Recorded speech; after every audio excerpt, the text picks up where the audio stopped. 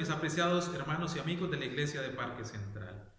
Un feliz sábado también para cada uno de ustedes, que la bendición del cielo esté sobre nosotros en el día del Señor. Les envío de acá un fuerte abrazo y un caluroso saludo para cada uno de ustedes en los lugares donde se encuentran, esperando en el Señor que muy pronto todo esto pueda pasar y que nuevamente podamos encontrarnos en la iglesia, poder abrazarnos, estrechar nuestras manos, saludarnos como nos gusta hacerlo y como ustedes se lo merecen. Mientras tanto, agradezco al cielo la oportunidad que me da, el privilegio de poder llegar hasta ustedes por medio de estas plataformas virtuales y de esta manera poder tener un estudio de la palabra de Dios. Les invito para que donde estén, por favor, inclinen sus cabezas, cierren sus ojos y pidamos la dirección de Dios. Oremos. Querido y bondadoso Padre Celestial, que tu morada es en lo alto de los cielos, la honra y la gloria sean para ti. Pedimos tu dirección, amante Padre. Pedimos que tu Espíritu Santo esté con nosotros, que nos guíe en este estudio, que en los lugares donde estemos, cada uno de nosotros, sin importar que estemos separados, tu Espíritu Santo nos pueda unir en la fe, en el amor en Cristo, y de esta manera todos juntos alabarte y glorificarte. Permítenos que por medio de tu Espíritu Santo podamos entender el mensaje que tienes para nosotros y que sea también tu Espíritu Santo acompañándonos con tu presencia en los lugares donde nos encontramos. Esto te lo pedimos en el nombre de Cristo Jesús. Amén. Quiero invitarte, mi apreciado hermano, mi apreciado amigo, para que puedas junto conmigo abrir tu palabra, abrir tu Biblia y poder buscar la carta o la epístola a Filemón. La carta o la epístola a Filemón es una pequeña carta que encontramos al final de nuestra Biblia antes del libro de los Hebreos. Es una carta relativamente pequeña, tiene un solo capítulo, 22 versículos. Quiero que leamos primeramente los primeros 3 versículos que dicen de la siguiente manera. Pablo, prisionero de Jesucristo, y el hermano Timoteo al amado Filemón, colaborador nuestro, y a la amada hermana Apia, y a Arquipo, nuestro compañero de milicia, y a la iglesia que está en tu casa. Gracia y paz a vosotros, de Dios, nuestro Padre, y del Señor Jesucristo. La carta a Filemón fue escrita por el apóstol Pablo en compañía de Timoteo, su colaborador y ayudante, aproximadamente en el año 60-61 después de Cristo, mientras se encontraba prisionero en una cárcel en Roma. Fue enviada hasta Filemón, llevada en manos de Onésimo, un esclavo que antes pertenecía a Filemón, dado el caso de que en aquella época, en aquel entonces, la esclavitud era normal, algo cotidiano. El imperio romano permitía la esclavitud, en algunos casos los amos eran crueles, castigaban físicamente a sus esclavos, en muchas ocasiones si era un delito grave o aún si había un acto de revolución o de insurgencia, los amos tenían derecho sobre la vida y podían aún quitarle la vida a sus esclavos. Habían otros amos también muy buenos que aún le permitían tener educación a sus esclavos, los formaban en alguna escuela, en algunas clases, para que de esta manera hicieran una mejor labor. Por eso no era raro encontrar que en ese tiempo hubiese esclavos que fuesen administradores, contadores, maestros, profesores, y que enseñaran y ayudaran en los oficios de la hacienda. Quizás Filemón, antes de conocer a Jesús, no fue un buen amo, no fue un buen jefe, y por eso quizás Onésimo había huido de él. En su vida, Onésimo había robado a Filemón, se había llevado algunos objetos de valor, quizás joyas, oro, dinero, monedas. No tenemos la precisión. Lo cierto es que se había llevado algo, quizás para sostenerse durante algún tiempo, iniciar una vida en otro lugar. No sabemos tampoco por las circunstancias que tuvo que pasar, quizás empezó a delinquir o quizás la falta de documentación, como era un esclavo, llevó a que cayera en la cárcel. Allí en la cárcel, Onésimo conoció a Pablo, Pablo le presentó el mensaje de salvación, Onésimo acepta a Jesús como su Salvador y luego de cumplida su condena, Pablo lo envía nuevamente hasta donde Filemón, que también había sido transformado y cambiado por el poder del Espíritu Santo al aceptar a Jesús como su Salvador.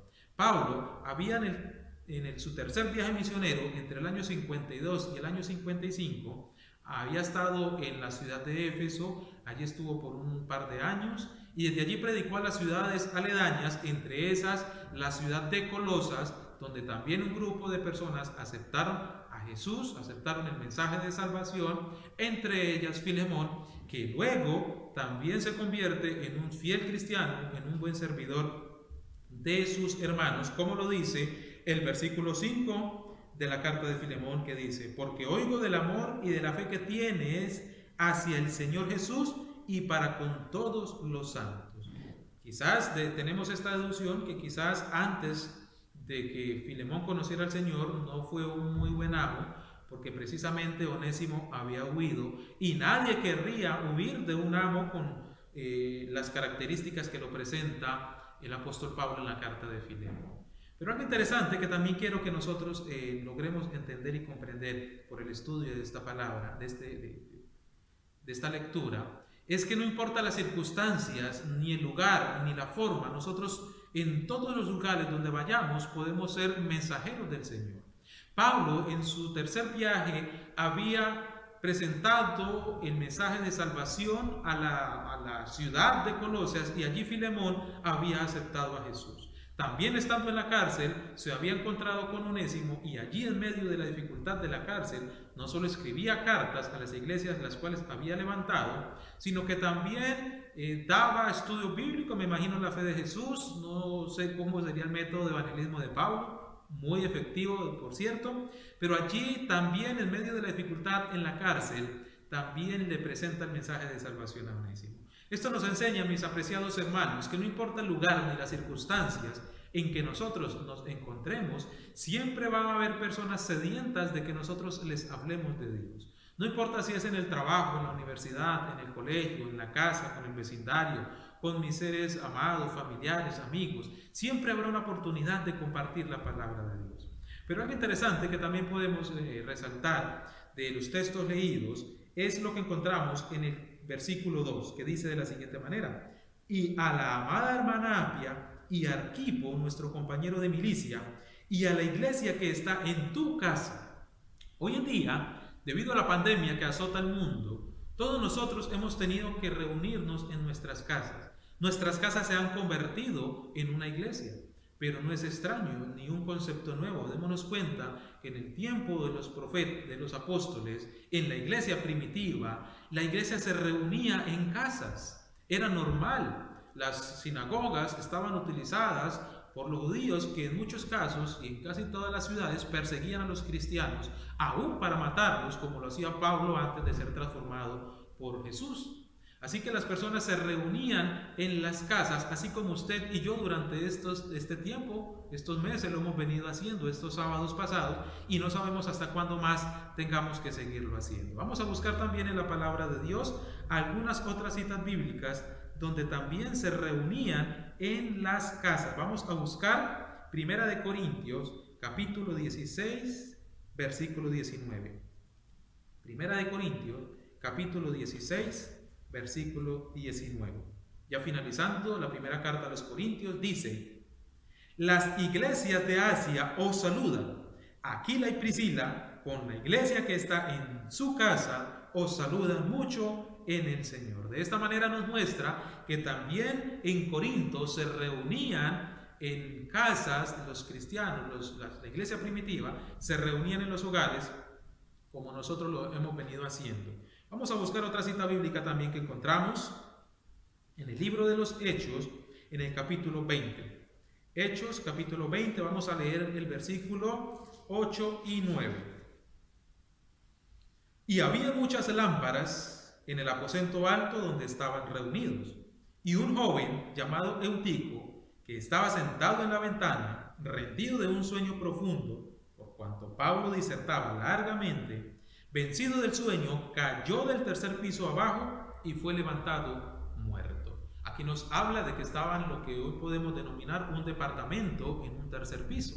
Esto también quiere decir, mi apreciado hermano y amigo, que no importa el lugar donde usted esté, no importa si es una casa, no importa si es un departamento o tan solo una habitación, allí también se puede convertir en una iglesia. ¿Por qué? Porque lo importante es la presencia de Dios. Por eso cuando nosotros iniciamos este sermón, cuando iniciamos este programa, y aún cuando yo empecé también a predicar, pedimos la dirección de Dios por medio de la oración e invocamos la presencia de Dios para que de esta manera nuestro lugar de reunión donde estemos se convierta en un lugar santo. ¿Qué es lo que hace santo un lugar? Mira, aquí yo estoy en una iglesia. Hay paredes, hay techo, hay sillas, está todo dispuesto, pero no hay personas. ¿Qué es lo que hace realmente este lugar santo? La presencia de Dios. Recordemos cuando Dios se le presentó a Moisés en la zarza ardiente y le dice: Moisés, quita tu calzado porque el lugar que pisas santo es. ¿Era santo el lugar? No. ¿Era santa la zarza ardiente? No. ¿Qué hacía santo ese lugar? La presencia de Dios. La presencia del Dios santo hace santo un lugar. Cuando usted y yo nos reunimos en una iglesia para adorar a Dios e invocamos la presencia de Dios, la presencia de Dios se hace presente en ese lugar y eso hace que este lugar se convierta en santo. Ahora, de igual manera, si tú estás en tu casa, no importa si estás en la sala, en el living, en la cocina, en la habitación, en el comedor, donde estés, si tú invocas la presencia de Dios y la presencia de Dios está en ese lugar, que tienes que tener también esa seguridad, ese se convierte en un lugar santo y se convierte en una iglesia, porque recordemos que la iglesia está conformada por usted y yo. Vamos a leerlo, vamos a ver qué nos dice Primera de Pedro, capítulo 2, versículo 5. Primera de Pedro 2:5, que dice de la siguiente manera: vosotros también, como piedras vivas, sed edificados como casa espiritual y sacerdocio santo, para ofrecer sacrificios espirituales y aceptables a Dios por medio de Jesucristo. Usted y yo, mi apreciado hermano, mi apreciado amigo, somos piedras vivas que estamos fundamentadas, que estamos formadas sobre la roca mayor, sobre la roca eterna que es Cristo Jesús. Nosotros conformamos la casa espiritual, la verdadera iglesia de Dios. A esto que está aquí le podemos denominar templo. Pero la iglesia de Dios, la verdadera iglesia de Dios, está conformada por piedras vivas que son usted y soy yo. Nosotros, los miembros fieles, los que aceptamos a Jesús como nuestro Salvador, los que obedecemos los mandamientos, los que seguimos las pisadas del Salvador, los que estamos fundamentados sobre las rocas, somos la verdadera iglesia. Así que el lugar donde tú estás conformando la verdadera iglesia de Dios. Tú haces parte de la iglesia de Dios. Vamos a buscar también qué nos dice Mateo 18:20. Vamos a ver qué nos dice el Evangelio según San Mateo, capítulo 18, versículo 20. Dice de la siguiente manera: porque donde estén 2 o 3 congregados en mi nombre, allí estoy yo en medio de ellos. Por eso, mi apreciado hermanos, si tú estás con tu esposo, con tu esposa, con tus hijos, con tu familia, con tu mamá, con tu papá, en el lugar donde estés, si hay 2 o 3 o más reunidos en el nombre del Señor, ahí está Dios. No importa si estás solito, también ahí hay ángeles alrededor que están alabando el nombre de Dios hoy en el día del Señor. No te sientas solo en estos momentos. Recuerda que la presencia de Dios está donde se le invoca. Y si tú has invocado el nombre de Dios en esta mañana, ahí está Dios contigo. Ten esa seguridad de que tú estás en la iglesia y perteneces a la iglesia de Dios. Ese es el mensaje maravilloso que Dios tiene para nosotros. Eso es lo que Dios dice por medio de su palabra, que allí donde tú estás reunido, no importa que no estés en un templo, tú haces parte de la iglesia de Dios, tú eres la iglesia de Dios, porque la iglesia que está en tu casa tiene la presencia de Dios. Y ten la completa seguridad de que donde estás reunido es una iglesia. Siente ese privilegio, ese gozo, esa alegría de que tu casa se convierta en una extensión del templo, de la casa de Dios.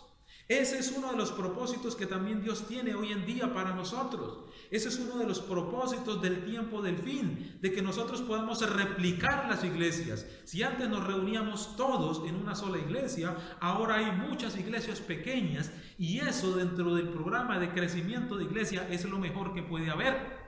Porque hay muchas iglesias y todas trabajando en pro de la salvación de las almas, del fortalecimiento de la vida espiritual de sus integrantes, hace que la iglesia crezca.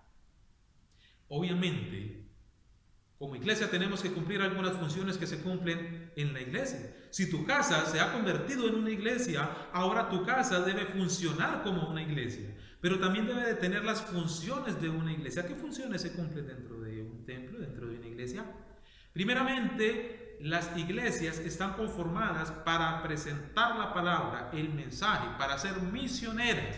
Por eso tú también puedes tener el departamento de obra misionera en tu casa, en tu iglesia. Tú puedes invitar a otras personas a estudiar la palabra de Dios. Tú puedes compartir los videos de las meditaciones de estas predicaciones. Tú puedes escribir mensajes, llamar a las personas, y tu iglesia, tu casa también estará haciendo la obra misionera. Otra cosa que también, otra función que también se hace dentro de una iglesia es el servicio. Recordemos que nosotros estamos para servir. Hay un dicho que dice que el que no sirve para servir, no nace para servir, no sirve para vivir. Así que las iglesias están conformadas para servir. El servicio, debemos de nuestra iglesia, nuestra casa, también ejercer la función del servicio como una iglesia. Debemos de ayudar a los necesitados, a aquellas personas que necesitan alimento, a aquellas personas que necesitan ropa, necesitan abrigo, necesitan medicinas, a las personas que están a nuestro lado, nuestros vecinos, nuestros seres amados. Mira, el principal foco de evangelismo, de servicio que nosotros debemos de tener durante estos tiempos de cuarentena, mientras estamos en nuestras casas, mientras nuestras casas se convierten en iglesias, son las personas que están a nuestro alrededor. Nuestros familiares, nuestros hijos, nuestro esposo, nuestra esposa que quizás no pertenecen a la iglesia. Démosles amor, sirvámosles, presentémosles el mensaje de salvación. Nuestra iglesia, nuestra casa debe de cumplir esta función. Quizás aquellas personas que no están con nosotros, pero que también desde la distancia nosotros podemos enviarles un mensaje por medio de del WhatsApp, por medio de una predicación, de alguna u otra forma. También a los vecinos que están a nuestro alrededor, nosotros podemos servirles, llevarle algo de alimento, llevarle comida. Vecino, mira, te traigo esto, ¿qué te falta? ¿Qué necesitan? ¿Qué puedo colaborarte? El servicio también lo podemos hacer desde nuestros hogares. Otra función, el amor. Recordemos que las iglesias también se forman de amor. Mira, en estos tiempos debemos de amar a las personas que están a nuestro lado. Debemos de amar al prójimo, a nuestro familiar, a nuestro esposo, a nuestra esposa, a nuestros hijos, las personas que conviven junto con nosotros. Esa es nuestra iglesia. Recordemos que en la iglesia hay personas que van porque les toca ir, hay personas que van porque quieren ir, hay algunas que van obligados, otras que les toca. En nuestra casa, en nuestra iglesia, quizás también tengamos diferentes tipos de personas. Quizás hay familiares que no quieren que hablemos de las cosas de Dios. No importa, tú ofréceles tu amor, ofréceles tu servicio, ofréceles comprensión, una sonrisa, palabras de ánimo. Muestra el verdadero carácter, el verdadero ser de ser cristianos, para que de esta manera tu iglesia, tu casa pueda avanzar también. Otra función que se cumple dentro de la iglesia es la reconciliación. Cada vez que nosotros tomamos la cena del Señor, nos reconciliamos con Dios y también con nuestros hermanos. Es uno de los propósitos. La iglesia que funciona en nuestra casa también debe ser un ente de reconciliación. Si tú por algún motivo no te hablas con un familiar, con algún amigo, que quizás por una discusión, por un altercado, dejaste de hablarte con alguien, quizás te alejaste de él, ya ha llegado el momento que desde tu iglesia, desde tu casa, puedas reconciliarte con aquella persona. La puedes llamar. Estamos en tiempos finales, estamos en tiempo de pandemia, no tenemos la vida comprada. Quizás a esta familiar, este amigo, esta persona, este vecino, no sabemos si el día de mañana esté vivo, no sabemos si nosotros estemos vivos. Ha llegado el momento de la reconciliación. También el perdón. La iglesia cumple la función de perdonar, de que tú puedas perdonar a aquel que te ha ofendido, pedir perdón si has ofendido a alguien. También la unidad. La iglesia se conforma de unidad. Todos tenemos que tener una sola unidad, y agradezco a Dios por la oportunidad que nos da, que por medio de esta plataforma, de estas predicaciones, podamos estar unidos todos en la oración.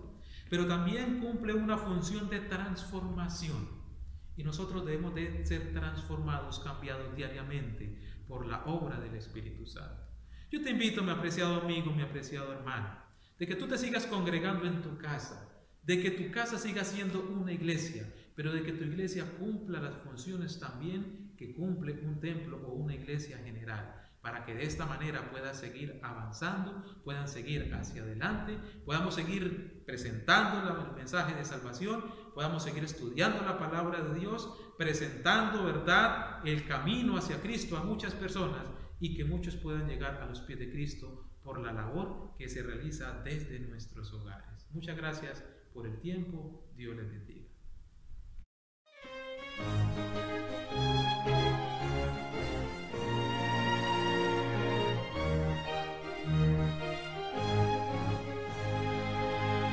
Somos un pequeño pueblo muy feliz, somos un pequeño pueblo muy feliz.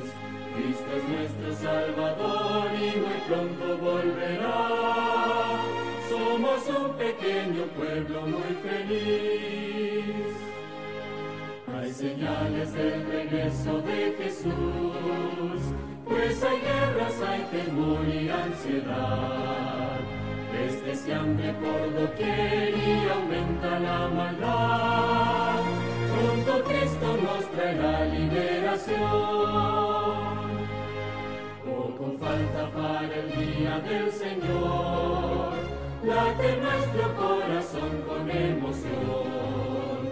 Pronto vamos a elevar la mirada para ver a Jesús viniendo en gloria y majestad.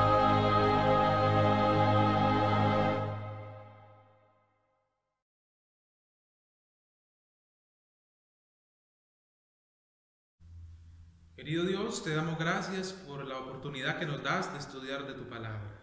Gracias, Señor, también porque podemos llegar hasta muchos hogares. Te pedimos en este momento, Señor, que nuestras casas se conviertan en iglesias, pero sobre todo que podamos cumplir las funciones que cumple una iglesia.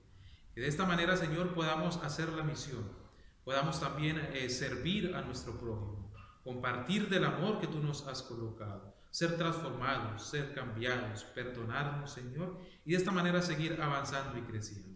Permite que cuando todo esto pase nuevamente nos encontremos en nuestra iglesia, en nuestro templo, pero que seamos muchos más de los que somos ahora.